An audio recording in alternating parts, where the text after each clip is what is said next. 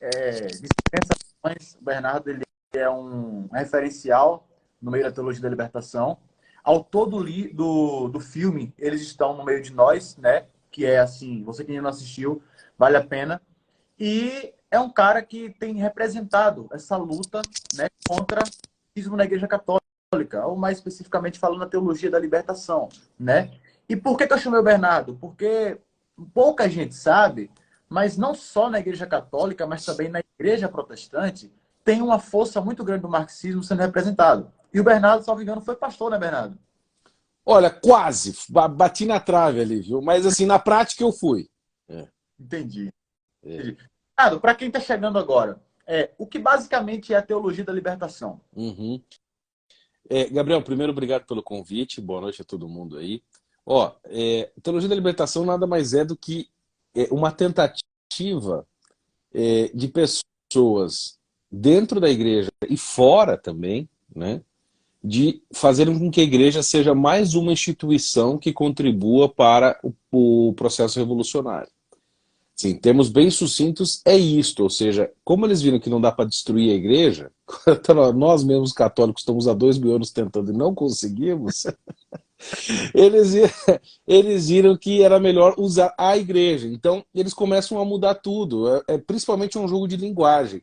Você mantém aquela linguagem tradicional, mas você muda o significado, né? Então, sei lá, a Eucaristia, que para nós é o centro, né, dos sacramentos, né, que é o momento em que Nosso Senhor Jesus Cristo se torna ali no pão, mediante a consagração do sacerdote, corpo, sangue, alma e divindade, Nosso Senhor, né, isto é o meu corpo, para eles, na verdade, pode até que seja isso, mas é mais importante que seja a partilha.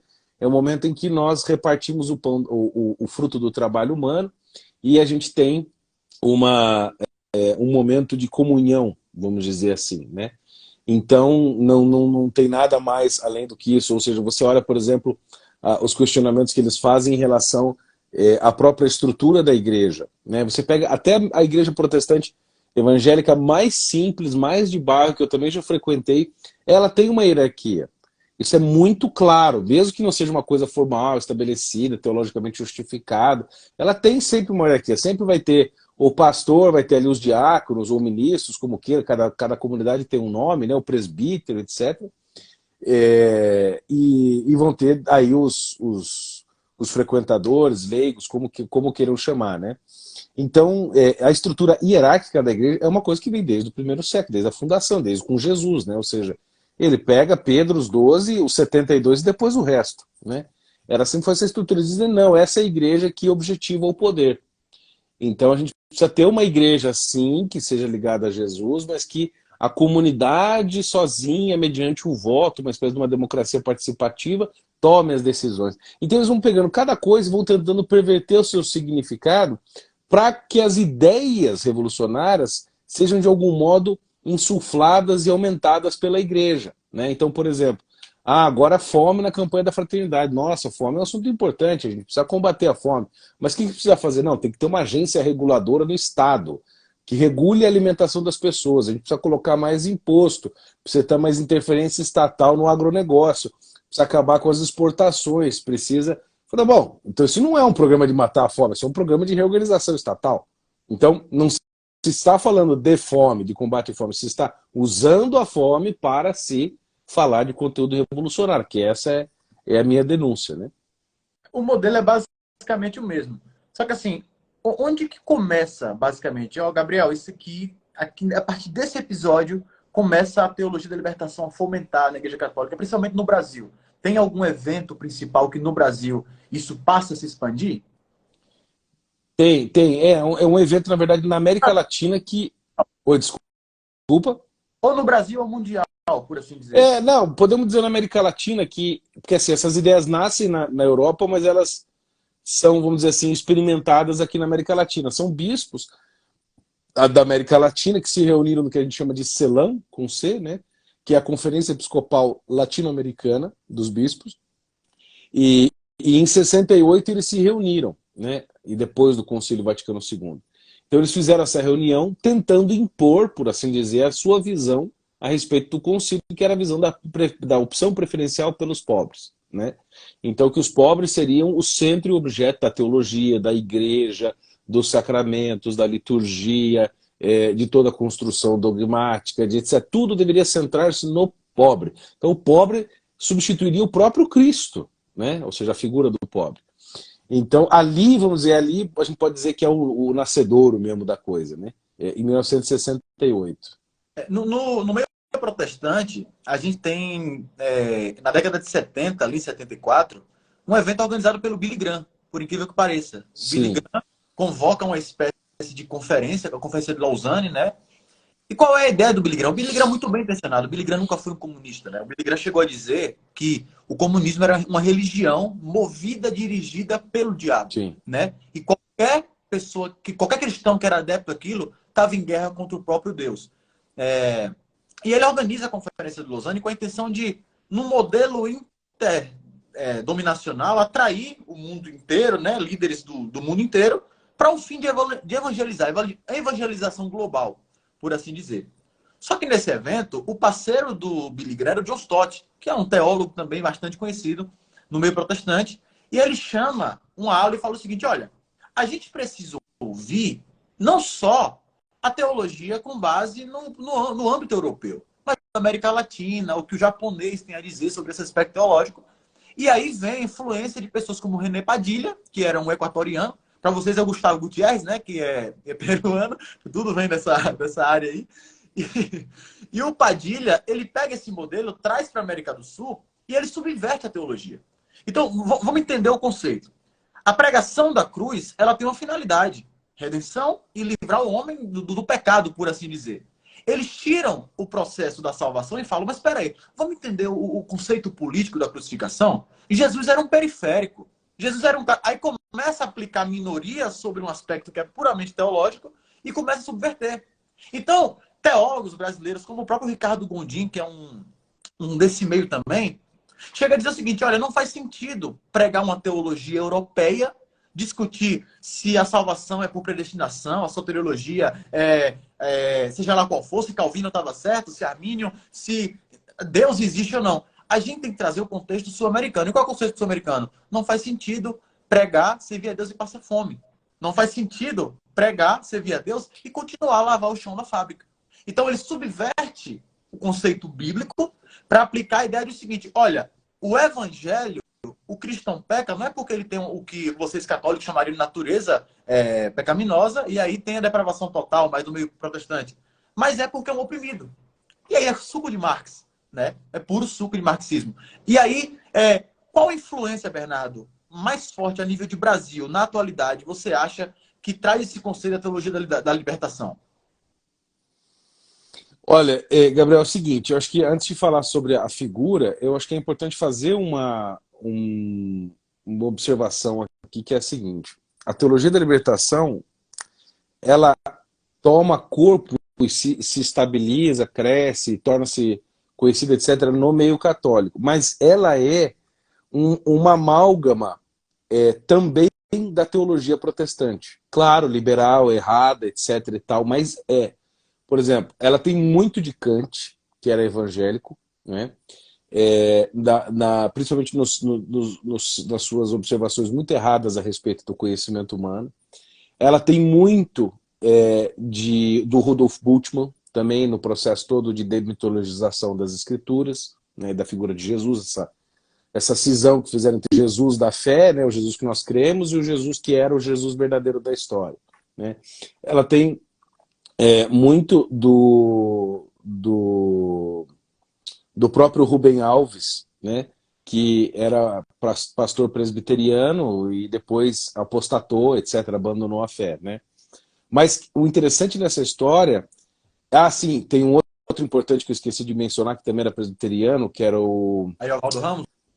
Não, é um pouco mais antigo, meu Deus do céu. Ele tem um livro chamado Cristianismo e Revolução Social, e o outro Teologia da Libertação e Reforma Protestante. Eu esqueci o nome dele, eu já vou lembrar. Robert Shaw.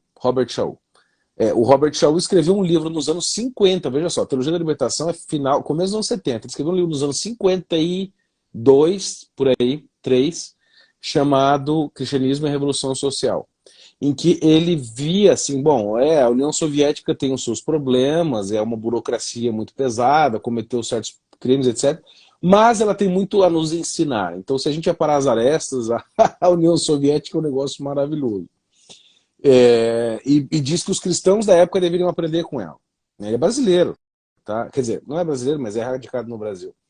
E depois, por exemplo, o Rubem Alves, ele foi, por incrível que pareça, em 68, 2 anos antes da Teologia da Libertação ser, vamos dizer assim, chancelada, oficializada, criada, publicada, ele tinha publicado a sua tese em Princeton, chamado Por uma Teologia da Libertação.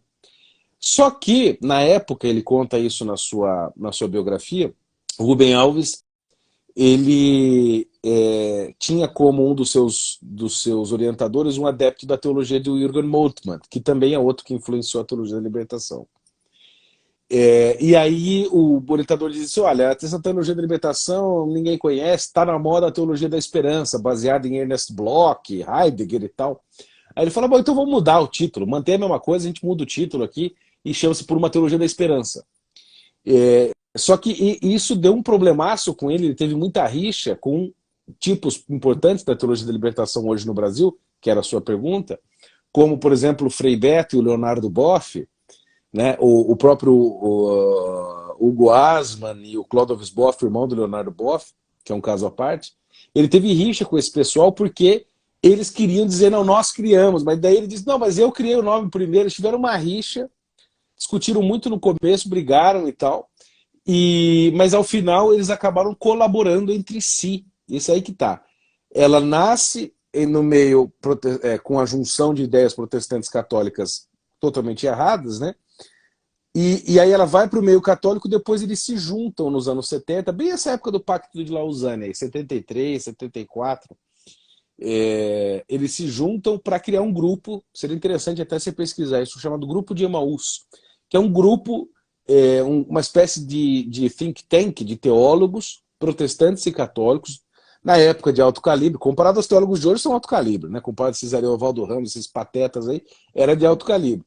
Mas eles criavam e pensavam todas as ideias que depois iam para as universidades, para os jornais universitários, para grandes publicações, pegavam obras do exterior que eles estavam estudando lá fora, nas universidades europeias, para traduzir aqui em língua portuguesa, Ou seja, houve essa junção, de algum modo, entre a teologia protestante e a teologia católica, todas erradas, né, nas suas contribuições, mas houve.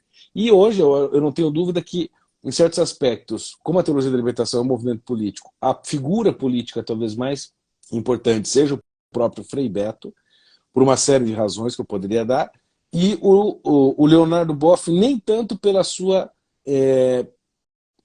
vamos dizer assim, pela qualidade da sua produção intelectual, que ao meu ver é risível, mas muito mais pela influência do seu nome, de certas ideias que ele coloca em circulação, muito mais pela figura simbólica que ele representa, do que pela sua produção de fato, que ninguém lê os livros dele. É igual eu li aquele livro lá do Stephen Hawking, sabe? Breve História do Tempo lá, né? Todo mundo, o Stephen, todo mundo tem na prateleira, ninguém leu. A mesma coisa com o Leonardo Boff, entendeu? Ninguém dá conta, é muito chato. Mas, Bernardo, o Leonardo Boff é uma figura das mais mencionadas, né? Aí eu tenho duas perguntas nisso. A primeira, o Boff, ele é superestimado? Ele é, de fato, esse teólogo que atribuem, né? Porque colocam o Boff num palanque como se ele fosse o suprassumo da teologia católica. Primeira pergunta é essa. Pegando um gancho nisso, qual a influência do Leonardo Boff nesse sentido? E se ele ter sido excomungado em 84, influenciou, conseguiu inibir a influência da teologia de libertação no Brasil? Olha, ele é absolutamente superestimado. Primeiro, ele não cria e não participa do processo criativo da teologia da libertação. Ele entra meio que, vamos dizer, ele sobe no bonde, né? Quem cria mesmo a teologia, o movimento político já existia. Mas quem cria a teologia em si é o peruano Gustavo Gutiérrez, que é o que se tornou mais famoso, mas eu acho que o maior deles é o Hugo Asman, que é o frei brasileiro do Rio Grande do Sul, padre. um cara assim, que estudou em Frankfurt com o pessoal da escola de Frankfurt, estudou pessoalmente com Adorno, Horkheimer. Então, um homem que tinha uma certa qualidade intelectual, né? E muito respeitável. Os livros dele são muito difíceis, são densos, pesados, etc. E ele que eu acho que realmente trouxe um pouco de substância para a teologia da libertação, porque o Gutierrez, ele trabalha com conceitos marxistas vagos, muito simplistas, com analogias bíblicas bobocas. O Leonardo Boff também. O Leonardo Boff só sabe fazer analogia imprópria, né? Tem uma que, por exemplo, o Olavo gosta muito de citar, está naquele texto dele, O Estilo é o Homem, aliás, o texto chama-se Sem Teologia nem Libertação. Que o caso é o seguinte, ele fala que São Francisco de Assis era o mais revolucionário dos revolucionários, que ele não era nem um reformador e nem um reacionário, ele era um revolucionário, né? No sentido de Lenin. E que o revolucionário São Francisco de Assis cuidava dos mais pobres, né, dos leprosos, e os leprosos eram os mais párias, os mais excluídos das sociedades. Então São Francisco de Assis dava atenção a eles, então ele era muito revolucionário. Aí o Olavo pergunta, mas calma aí, a lepra seleciona as suas vítimas por classe social? Ou seja, tinham reis leprosos, condes, marqueses, né, ducados, tudo lepra não escolhe ninguém pela classe social. O próprio Naman. O próprio Naman, na Bíblia, exatamente, você tem esse caso. Então, assim, esse tipo de ideia que o Leonardo Boff faz. Por exemplo, ele fala assim, tem uma entrevista dele interessante no Roda Viva de 1997, em que ele fala o seguinte, veja só, quando Jesus escolhe 12 apóstolos, não quer dizer que ele está escolhendo 12 pessoas, 12 homens, que sejam os seus continuadores, os seus sucessores, né? E dentre eles um. Não. O que Jesus quis dizer é que é o seguinte, 12 significa também as 12 tribos de Israel, que também significam os 12 signos do zodíaco, que significam a humanidade inteira. Então, quando ele chama os 12, ele está chamando o mundo inteiro. Eu estou dizendo, estou textualmente citando Leonardo Boff. Eu digo, desculpa, como é que você vai falar que uma pessoa dessa tem alta qualidade intelectual? É só coisa desse tipo. É só coisa desse tipo. Ele fala assim, a teologia no livro, vamos lembrar outro exemplo. No livro, não vou lembrar, é um livro, acho que Teologia da Libertação e a Trindade, uma coisa assim. Eu tenho lá um laranjinho. Ele começa dizendo assim, olha, a teologia da libertação não é uma criação nossa, ela não é uma coisa atual, ela sempre esteve escondida de algum modo em toda a teologia desde o princípio, mas agora ela foi desvelada. Aí eu fico perguntando por quem, né? Você, né? O novo Messias. A proto-tese. Então quando Deus disse lá para Adão, né? Olha, vai vir aqui a semente da mulher, né? Que vai pisar a tua cabeça, vai morder o calcanhar. A teologia da libertação tá ali, calcanhar excluído. Sabe? Bicho, você tem que ter muita força de vontade e muito cara de pau para dizer que um negócio desse é uma ideia interessante. Não faz nenhum sentido mesmo. Nenhum. Pegando uma ponta nisso, claro que a tua obra, o trabalho que você vem fazendo sobre a teologia da libertação tem sido um divisor de águas e trazido luz para a Igreja Católica no Brasil sobre isso.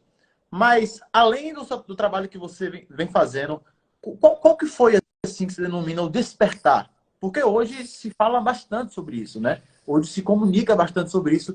Os jovens católicos, e eu brinco sempre que eu sou o patinho feio no meio conservador, né? O Vitor e a Ana ficam sempre dizendo, cara, você tem que se... O Vitor mandou para mim um livro aqui com a Ana, Todos os Caminhos Levam a Roma, né? E disse que eu vou me converter com esse livro e eu vou ler esse livro, tá? Mas assim, a cada tempo que passa, é discutido cada vez mais no meio católico sobre esse aspecto.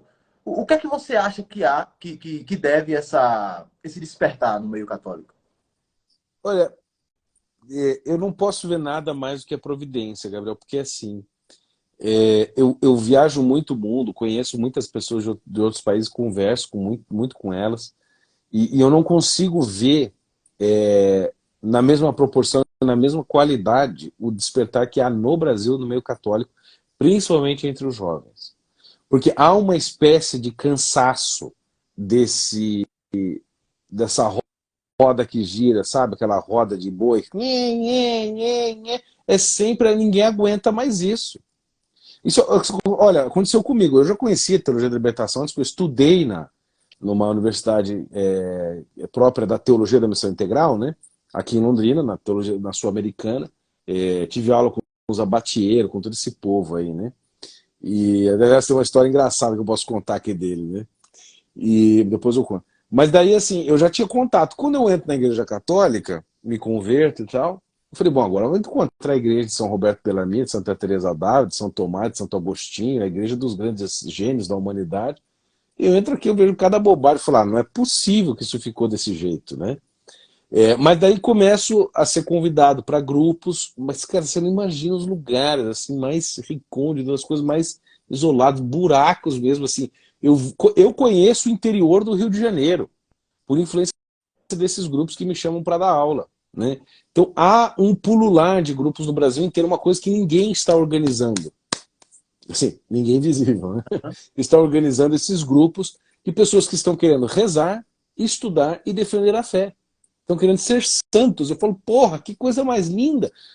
E tudo jovem, tem cabeças brancas, não é uma maioria jovem, porque eu acho que, sinceramente, é a materialização daquilo que o Chesterton dizia. Ele falou, vai chegar um dia em que os jovens terão saudade de um tempo que eles não viveram.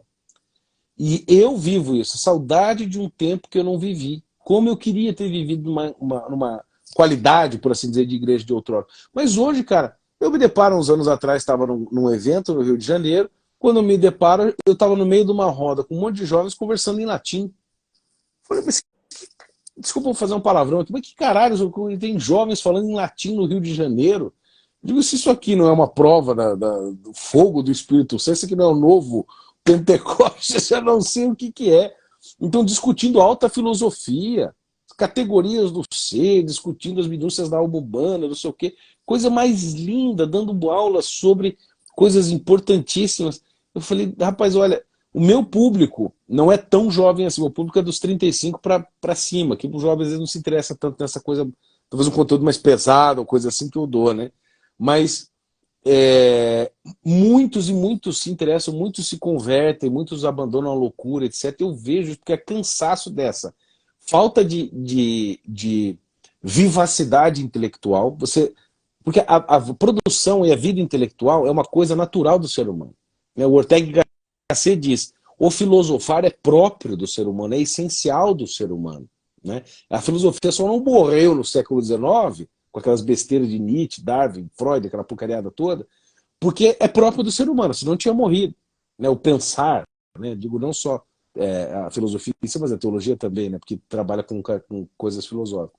Mas, e aí você vê esses velhos da teologia da libertação, os liberais, todo esse povo aí, que não entrega de fato a boa herança cristã que nós temos, os jovens se cansam, ninguém quer.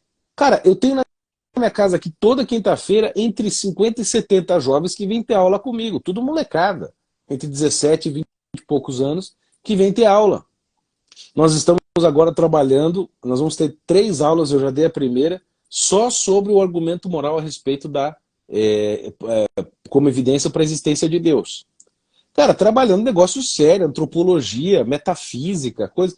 Eles ficam simplesmente loucos. Eu dei aula para eles, a primeira aula desse ano foi sobre a capacidade humana de assombrar-se com a realidade e a importância disso para o conhecimento. 2h30 falando, os molecados, eu quero mais. Eu falo, ou seja, ou nós damos isto, ou nós entregamos isto aos jovens, né? Não digo mais jovens do que eu, né? Eu tenho 35, mas mais jovens do que eu, ou nós vamos perdê-los. Porque só o cristianismo, só a fé cristã é capaz de dar uma visão geral sobre a realidade, sobre a história, sobre a vida humana, sobre a eternidade. E a única coisa que por analogia, capaz de fazer o mesmo são as ideologias. Elas são mentira, mas elas te dão a sensação de compreensão geral. Marx te dá uma visão da história, ele anula a transcendência, mas te dá uma visão da história, não é mesmo? Hegel te faz isso com essa... Mas principalmente as ideologias evolucionárias te dão uma visão geral da história. Você tem a sensação de estar entendendo o mundo como uma espécie de Atlas, né? Que largou o mundo das costas e está olhando o mundo de cima. né? Eles te dão essa sensação, é falso, é errado e tal, mas te dá essa sensação que o cristianismo te dá através das lentes de Cristo, da igreja, etc. Então isso é um negócio maravilhoso, isso é um negócio santo, incrível que Deus nos deu, porque ele mandou a gente amar o próprio Deus com com o nosso entendimento, com o nosso intelecto. Produzir intelectualmente, crescer intelectualmente, tornar-se mais inteligente é um modo de adorar a Deus. E a igreja, muitas vezes os pastores, os padres, os bispos, falham miseravelmente nisso. Miseravelmente. Na igreja católica, Gabriel, a missão do bispo, do episcopos, são três: é governar, ensinar e santificar. Eles não estão fazendo nenhum dos dois. O ensino é péssimo. A governança, bom, é só para grupinho. E a parte de santificação, bom, aí vira uma loucura. O cara às vezes nem acredita nos sacramentos, enfim, nas coisas. Então tá muito difícil. Mas eu vejo uma geração de padres jovens excelentes, de leigos jovens. Então nós temos uma vantagem, que é a gente consegue proliferar e procriar vocações, conversões. Esses caras não, o máximo que eles fazem é parasitar.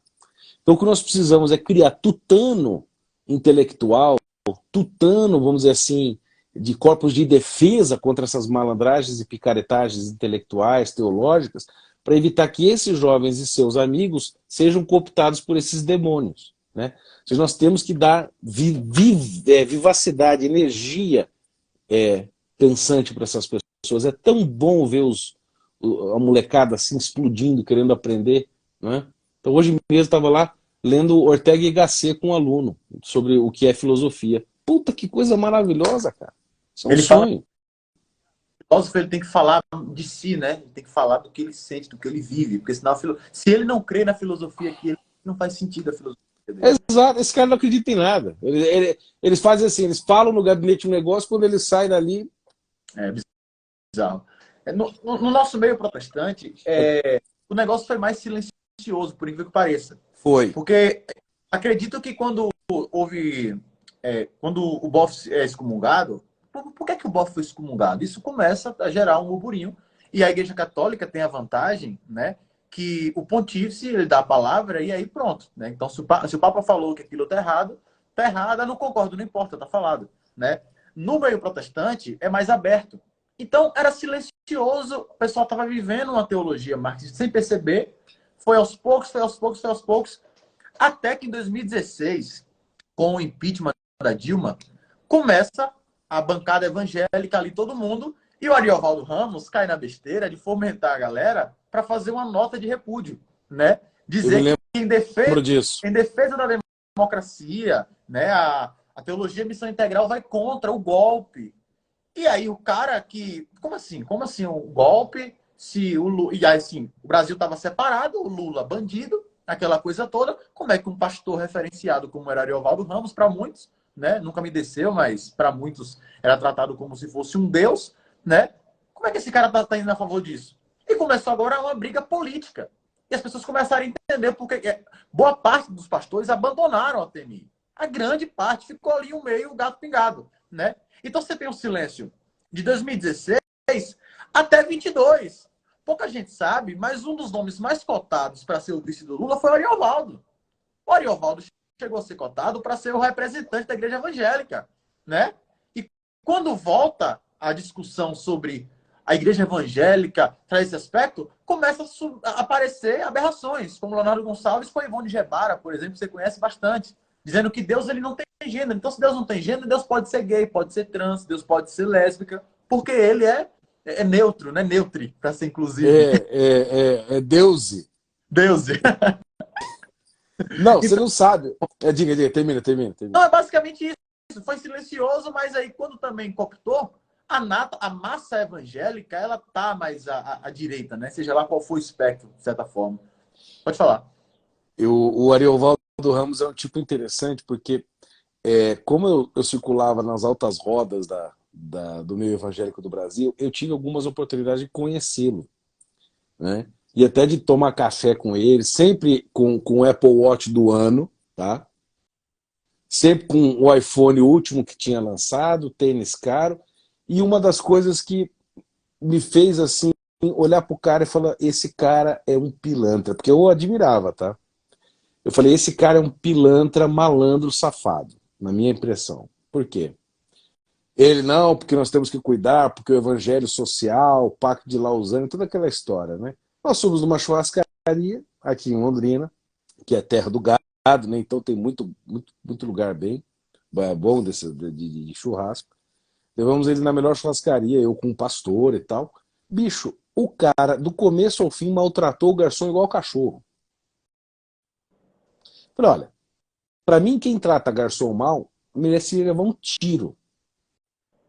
Entendeu? Assim, de graça, né? Claro, o garçom te diz, mas de graça, assim, mas maltratou. Ah, pô, mas que isso, cara? Quem você acha que você é?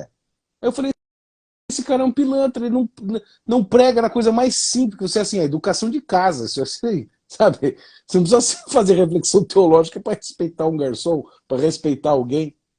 E, e eu me decepcionei muito, porque ele inclusive pregou lá na minha igreja, ele ia falar lá, mas nessa época do impeachment, eu já tinha tido essas experiências com ele e já tinha visto que esse cara não era só um símbolo que retine, né? Era só uma lata vazia.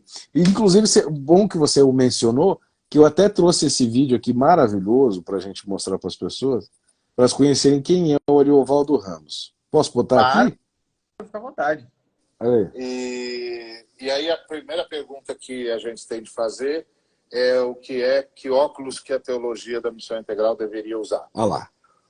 Bom, e aqui nós já vamos começar um quebra-pau lascado, porque os mais conservadores vão dizer não precisa mudar de óculos, pode usar o óculos da teologia ortodoxa, que é o óculos da filosofia, porque afinal de contas o pessoal da missão integral é ortodoxo. E é verdade, o pessoal da missão integral é ortodoxo mesmo. Uhum. Agora, como eles pediram para eu falar, Olha lá. eu uso outro óculos. Eu não uso, eu sou ortodoxo. Olha. Eu juro que sou, mas eu sou, não, o cara fala assim, eu sou ortodoxo, mas eu digo, bom, é que nem o cara fala assim pra mim, o cara chega assim, você é fiel à sua esposa? Eu sou fiel, mas não tem mais, porra, olha lá. Das ciências sociais. Eu acho que a teologia da missão integral também é uma teologia da praxis. Aí, ó.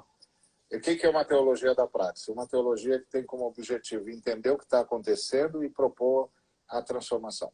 Aí, ó. Bem naquela cara do Karl Marx, não se trata de descrever o mundo ou de entender o mundo, mas de transformá-lo.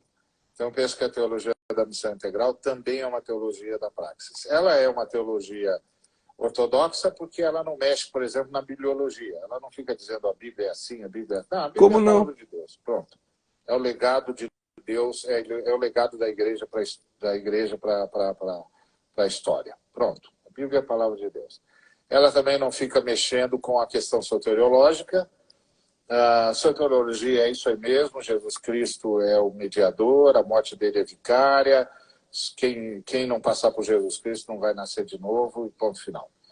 Mas, na minha opinião, bastante ela tem de usar a categoria da luta de classes, porque ela é uma teologia da praxis. Ela quer transformar o mundo, não quer só entender o mundo. Então, ela tende a admitir que tem uma guerra no mundo, é uma guerra entre classes, e há uma relação opressor-oprimido, e que as escrituras são pela libertação do oprimido das mãos do opressor. Olha, ele acabou de falar que não mexe nas escrituras e já está usando a leitura social para interpretar o evangelho. E que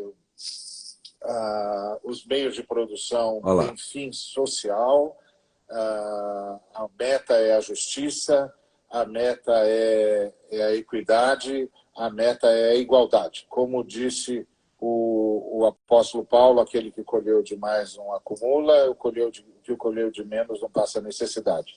Quando Paulo faz essa formulação, ele está pleiteando a igualdade. Ele está dizendo que todo mundo trabalha para todo mundo e que o resultado do trabalho tem que ser benefício para todos. Não pode ser benefício para alguns, porque todo mundo trabalha para todo mundo. Então, é uma ideia profundamente comunitária, profundamente coletiva, e uma ideia que exige, portanto, uma visão do mundo em que você tem de encarar que o mundo está dividido e está muito mal dividido. E que, portanto, isso precisa ser resolvido e que Deus tem uma posição sobre isso, e a posição de Deus é a igualdade, portanto, a posição de Deus é pela abolição das classes, todo mundo trabalha para todo mundo. Deus é comunista mesmo. É o Evangelho segundo Marx. Não, ele tem um texto, esse pastor, Detalhe, que ele... padre não, tá? A galera que acha que só tem marxismo na Igreja Católica, isso é um pastor protestante. Ele tem um texto dele que ele fala que não foi Marx que inventou o comunismo, foi Jesus. Cara, eu me lembro disso aí, bicho, eu precisava achar esse texto. Mas esse aí caiu do cavalo feio, pô, ele tá lá, assim, apoiando mídia ninja, defendendo o Lula abertamente, né? Ele, coitado, desandou mesmo, se ele não arrumar a vida dele, ele vai de tobogã pro inferno. Ele nem disfarça mais, ele tava com o boné da MST em Curitiba, na prisão lá, pregando na porta lá, igual um maluco. Eu peço licença aos irmãos católicos, mas que saudade me faz uma fogueira nessas horas. Eu também, às vezes, digo isso. Que saudade de uma boa inquisição, viu? Resolveu muita coisa. Bah. Entrando nesse ponto, assim, hoje no meio evangélico, tem crescido, tem retornado, né, após a eleição do Lula, uma força no aspecto influenciador. Você tem o Kleber Lucas problematizando o alvo mais que a neve, por exemplo, né? Você tem JA, que se tornou AJA, e se agora virou uma menina trans, mas é uma cantora gospel trans no meio evangélico, né? Você tem o Leonardo Gonçalves, que para não passar fome agora tá mais alinhada a galera lá do Lula, e tem fomentado essa ideia, né? A Priscila Alcântara, que até ano passado estava dirigindo louvores nos palcos do Brasil, hoje estava no carnaval com a Ivete Sangalo praticamente nua, né? Cantando músicas de cunho de candomblé, banda, nada contra, mas também cada um no seu quadrado, né? Mas existe hoje, no meio mais moderno, alguma força, algum modelo no meio católico fomentando a TL? Nossa, você tem um monte de... Não tem grandes influenciadores, não, mas você tem um monte de pequenos que ficam o tempo inteiro falando sobre isso em pequenos nichos, né? São aqueles micro-influenciadores. Na internet é muito mais isso. Você tem esses figurões, Leonardo Boff, Frei Beto e tal, né? Mas não há mais aquela pujança. Você tem um bispo ou outro, mas eles não têm tanta força. A força se concentra muito mais hoje, por exemplo, na CNBB, que é a Conferência Nacional dos Bispos. Ali eles conseguem ter, ou infelizmente não são todos, né, mas aquela minoria organizada que conseguiu tomar a organização e utilizá-la para esses fins, né? Agora, é lamentável isso, porque eu vejo no meio católico teve um rapaz, ele até não é teologia da libertação, mas que entrou nessa onda identitária, do LGBT e tal, que ele é um cantor muito famoso, compôs músicas lindas, inclusive. Ele é de um movimento mais carismático, assim, diria mais pentecostal, né, para usar o termo protestante. E ele se assumiu gay e tal, para todo mundo. Eu não sei porque que precisa fazer isso publicamente, né, mas beleza, ele foi lá e fez. E aí, para mim, o problema não é esse. O problema é assim, se o cara tem inclinação ou não, a igreja ensina assim, Deus não condena a sua inclinação, mas Deus vai condenar o seu ato. Está escrito no Antigo, no Novo Testamento, no Apocalipse, que os sodomitas, etc e tal, quem queima a ruesca não vai entrar no reino do céu. Você pode querer queimar a ruesca, isso não é pecado. Agora, você buscar isto, alimentar isto e consumar isto é pecado. E esse cara, então, agora fica assim, não, porque tudo é isso, tudo é... Aí transforma o ato sexual, que segundo ele faz quem ele é, tornar-se o assunto da vida dele. Isso para mim é um negócio que eu não consigo entender. Até onde eu sei, São Paulo disse, olha, em Cristo não há mais homem, nem mulher, não há pobre, nem rico, não há preto, branco, amarelo, azul, verde e amarelo. Todos são um em Cristo. Não está isso em Colossenses? Eu conheço bem as escrituras. O que ele está dizendo? Nós não fazemos diferenciação entre o livre e o escravo. Nós todos somos um. Entendeu? Agora, você não queira diferenciar-se do outro pelo que você você faz ou pelo que você deseja fazer na cama com as outras pessoas. Eu não transformo a minha heterossexualidade com a minha esposa Glória numa questão aqui. Eu não fico afirmando, eu sou hétero, olha só como eu sou forte, eu fico beijando minha esposa. Eu não faço isso. Né? Ou seja, é simplesmente lamentável como as pessoas não conseguem ver que isso é ridículo. É ridículo. E aí se transforma a sexualidade como se fosse o seu, né? O Éden, por exemplo, Adão, antes de Eva, o relacionamento era com Deus, pô. Primeiro tem aqui, depois o secundário, né? E pegando a ponta nisso, tem até no sul aí um pastor Paulo Marcelo, não sei se você conhece o Paulo Marcelo, que foi agora nessa eleição tratado como o pastor do Lula, né? E esse Não sujeito, vi. nossa, esse sujeito, ele ficou muito famoso no meio pentecostal, naqueles deões missionários. Na época, ele e o Feliciano, o Abílio Santana, que é de direito, mas é outro pilantra também, enfim. Você tem ele no meio do Lula ali, pregando nas igrejas, fazendo seminário, dizendo, olha, o único candidato que representa a igreja evangélica é o Lula. Só que esse cara foi preso, não faz muito tempo, com porte ilegal de arma, com droga no carro. Droga. Trocou de esposa, traiu a esposa e mudou de esposa. Então, assim, pelo fruto você conhece a árvore, né? São pessoas que têm disfunções sociais, princípios. Pô, peraí, o Kleber Lucas, como eu chamo carinhosamente do Fábio Júnior Gospel, né? Tá no 6º casamento, pô. 6º. Não tô falando. E não é 6º aqui, não. O Kleber Lucas, quando não era crente. Não, tô falando dentro da igreja. Kleber Lucas, pastor, cantor, 6º casamento. E é a galera. Não, meu Deus do céu, cara. E a galera que pauta o merchandising, por assim dizer, evangélico. Não, Kleber Lucas é um homem de Deus. Vai queimar no inferno como homem de Deus. Então, Essa... São Paulo diz, né? Se quiser ser, seja de uma só mulher, né? Exatamente. Isso Então, implica que as outras que ele teve ou estão mortas ou não existam. Ou seja, uma só, não é uma depois da outra. sim. O cara traiu a mulher, pô. E tipo assim, a igreja manteve ele e ele largou a mulher. Se ele traiu, veio a público, confessou, olha, eu traí e tal, peço perdão, mas a minha comunidade me aceita e tal. A mulher mudou de igreja, ele ficou como pastor até hoje da igreja. Então, essa é a realidade desse meio, né? É que relativiza-se tudo, né? Do projeto, né? Seja projeto pessoal, seja projeto político. Isso é uma das coisas mais tristes que eu vejo tanto no meio católico, no meio evangélico, em qualquer lugar, né? Quando a pessoa perde o senso, né?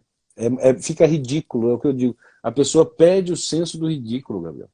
Como ela fica feia, antiestética, como ela fica patética, pequena, diabólica muitas vezes, né? Ou seja, dividindo as coisas o tempo inteiro, pelo amor de Deus, né? Inclusive como esse pateta da senhora Evaldo Ramos dividindo a sociedade em classes. Não, Deus tem um lado nessa história, Deus é da luta de classes contra o opressor, o oprimido. Sim, vai pegar você, porque ele está na classe capitalista. Ele que é o cara que tem dinheiro, que está usando o iPhone do ano, uma coisa do ano. Ele que está muito bem, né?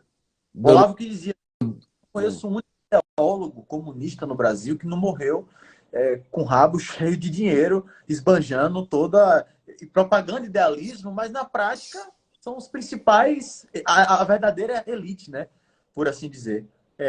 Mas um ponto nisso, Bernardo, tem uma coincidência, tanto na teologia da libertação como na missão integral no Brasil, que é o período da ditadura militar, né? Você acha que esse período, de alguma forma, cooperou para a propagação tanto da teologia da libertação quanto da TMI no Brasil? E por quê, se sim? Uhum. Sim, porque no meio católico, antes do regime militar, de 64, já existia um movimento com anseios revolucionários antes dos anos 64. Anseios. Que vinham fazendo uma revolução nos moldes mais ou menos culturais, vamos dizer assim, no meio universitário, etc. E tal. Quando acontece o regime militar de 64, já existia a tal da ação popular, que veio Gessé, Zé Dirceu, todo esse povo, né? E eles vinham da juventude universitária católica com uma mistura com o PCdoB da UNE. A popular começa com, no seu estatuto, dizendo que eles não descartavam a hipótese de luta armada e que eles iriam fazer de tudo lutar para chegar num mundo novo, né, numa nova sociedade, que é a proposta revolucionária. Acontece, então, 1 ano e meio depois, mais ou menos, uns quase 2 anos depois, da declaração oficial deles, que foi escrita por um padre. O padre foi junto com o padre Lima Vaz e o padre Xavier, não vou me lembrar o nome dele. E então acontece o início do regime militar, que foi basicamente para coibir as ligas camponesas e certas guerrilhas que já existiam no Brasil, né? E o Goulart estava ameaçando dar um golpe comunista no Brasil. Então eles dão um contragolpe com a ajuda do Congresso, da Igreja Católica, que fez aquela marcha, né? Com Deus com a família, com Deus pela liberdade. A marcha durou 4 dias, teve apoio, inclusive, da Conferência Nacional dos Bispos do Brasil. Eles publicaram... Oi? Organizado pelo Lacerda, que era conservador, diga-se de Pronto, que era concorrente do JK, né? Eles escreveram notas nos jornais dizendo: a providência divina nos livrou do perigo bolchevique, né? Olha só. Só que acontece, quando entra esse processo, ainda que boa parte dos bispos do Brasil tivessem apoiando o início do regime militar, né? O contragolpe que eles deram no comunismo, e boa parte dos leigos, né, também tivesse apoiando, a nata intelectual revolucionária, principalmente nas universidades, né, e em alguns centros, tipo alguns conventos, etc., alguns seminários, viram que aquela seria uma oportunidade para se radicalizar. Então eles levam... Isso aconteceu a mesma coisa no movimento protestante. Então eles... Uma coisa que estava se tensionando lentamente, rapidamente se tensiona. Em 2 anos eles estavam fazendo ato terrorista, caras que, sei lá, 5, 6 anos estavam, sabe, católicos razoavelmente normais, né? Se radicalizam profundamente, fazem atentados, matam pessoas, sequestram, etc. e tal, né? E isso no campo da questão militar, né? Da milícia, né? Vamos dizer assim, do terrorismo. Mas existiu também uma radicalização teológica, porque no mesmo período em que estava acontecendo o início do regime militar brasileiro, aqui em 64, estava na metade do Concílio Vaticano II. E todos esses bispos que estavam, não todos, né, mas alguns desses brasileiros que estavam lá também em Roma, também iam e vinham para o Brasil nesse período, porque o concílio durou 3 anos, e eles, os revolucionários, também tentavam fazer com que a Igreja Universal espelhasse aquela crise que estava aqui no Brasil. Então isso radicalizou muito a Igreja no Brasil e a Igreja na América Latina, que também estava nesse movimento de levante militar contra iniciativas comunistas. No Chile, mesma coisa, depois na Argentina e etc. Então foi um movimento de radicalização geral, né? Então foi um negócio impressionante, o número de livros que surgem dali para frente, tanto no meu protestante quanto no meu católico, sobre esse assunto de radicalização, é um negócio assustador. Cara, é engraçado que eles tomaram... Eu tô na Bolívia, né? E assim, é geral, cara. Aqui é a mesma coisa, sabe? Os caras conseguiram aparelhar toda a América do Sul, todo o modelo, e, tipo assim, é assustador como ainda tem gente que coloca a venda nos olhos e fala: não, é teoria da conspiração, não tem nada, é apenas um caso isolado, é apenas uma coincidência, né? E, Bernardo, para caminhar para o final, porque eu não quero tomar muito seu tempo, como que a gente pode fazer agora? Você dá um conselho para quem está assistindo a live, isso aqui depois vai para o YouTube, para quem for para lá assistir. Qual conselho prático, né, para a gente combater mais forte ainda a TL e a TMI? Faça o meu curso. Boa, Não, eu brinco, mas é verdade. Porque, são 53 aulas, véio, assim, de 40 minutos. Ou seja, aqui nós estamos só brincando. Tem muita coisa lá dentro. E eu fiz um módulo escrito Como Salvar Sua Paróquia, né? Que são 7, 8 aulas práticas com base em técnica política que funciona para você mudar. Funciona até no meio protestante. Aham. Mas, para quem não quiser assinar o meu curso, né, o Bom Combate, a minha plataforma, né, pode pensar o seguinte. Primeira coisa, você tem que conhecer o problema. Eu sempre digo isso. O Marx tinha essa imbecilidade de dizer, não vamos preocupar em entender o mundo, né? Vamos transformá-lo. Eu digo, bom, imagine eu dizer assim, olha, eu não vou modificar, eu não vou entender este computador, eu vou modificá-lo. O que eu vou fazer? Cagada. Eu vou errar, vou fazer besteira. Né? É como um psicólogo, né? Alguém que quer dar conselho para alguém, quer aconselhar, etc., nunca estudou o mínimo da psicologia humana. Vai fazer besteira, a pessoa pode se matar no final, tem consequências sérias essas coisas. Então conheçam o que vocês não querem agir sobre. Eu conheço a teologia da missão integral, eu conheço a teologia da libertação. Aí, ó, tem uma aqui, ó, Elisinha Scarpa, diz que é minha aluna aqui, falando que eu sou muito didático. Sou mesmo. Olha. Organizei bem bonitinho. Como diria Ortega y Gasset, a clareza é a gentileza dos filósofos. Pode Né? até ficar. A clareza é a gentileza dos filósofos. Então, a gente não pode ser obscuro, hermético, a gente tem que ser claro. Né? Então, na minha livraria, na livraria do Bernardo, também tem vários livros. Se colocar na Teologia da Libertação, você vai ter vários livros muito bons que você pode comprar, porque a compreensão do assunto é o primeiro passo. O segundo passo, o que eu acredito que é fundamental, é ter pessoas próximas que pensam como você para estudarem o tema com você. Sem pensar em agir, sem ter preocupações, etc. Depois vocês, uma hora, meio que naturalmente vão começar a agir sobre o assunto, porque vocês vão começar a identificar pontos fracos, etc. Mas isto apenas conhecendo o problema. Né? Então, esse é meu conselho, o conselho básico. Conheça o assunto e junte pessoas que pensam como você, sem pretensão de agremiação, de ter estatuto, nome, CNPJ, não. Junte-se para pensar e ler. Porque a humanidade, na verdade, sempre fez isso, mas é que hoje em dia nós temos uma mania institucionalizante, todo mundo tem que ter CNPJ, estatuto, coisa, não tem nada acontecendo, mas já está tudo formalizado. Né? Então, não, reúnam-se lá, aqui, ó. Sei lá, pega esse livro aqui do Bento XVI, ó, Luz do Mundo, vamos ler juntos, vamos estudar, vamos discutir, entendeu? Vamos escrever o que a gente pensou junto, etc. Então, às vezes sai um livro disso. Essas coisas são fundamentais de fazer, mas a gente perdeu o hábito, né? Entendi. Bernardo, então, cara, muito obrigado de verdade pela participação. Pô, fico bastante honrado. Você é um cara que eu admiro há um tempo já, né? Eu brinco sempre com o pessoal que é o Olavete velho, né? Tem os Olavete novo que a gente, tem os Olavete velho. Mas obrigado mesmo pela participação. Obrigado ao pessoal também que estava aí. E é isso aí. Fala mais alguma coisa? Só isso, só agradecer. Obrigado a todo mundo. Obrigado, Gabriel, pelo convite. Uma boa noite a todos vocês. Aos católicos, uma boa quaresma. A todos, que Deus nos abençoe e nos guarde. E que Ele resplandeça o seu rosto sobre nós. Amém. Valeu, pessoal. Obrigado. Tchau, Deus tchau, abençoe.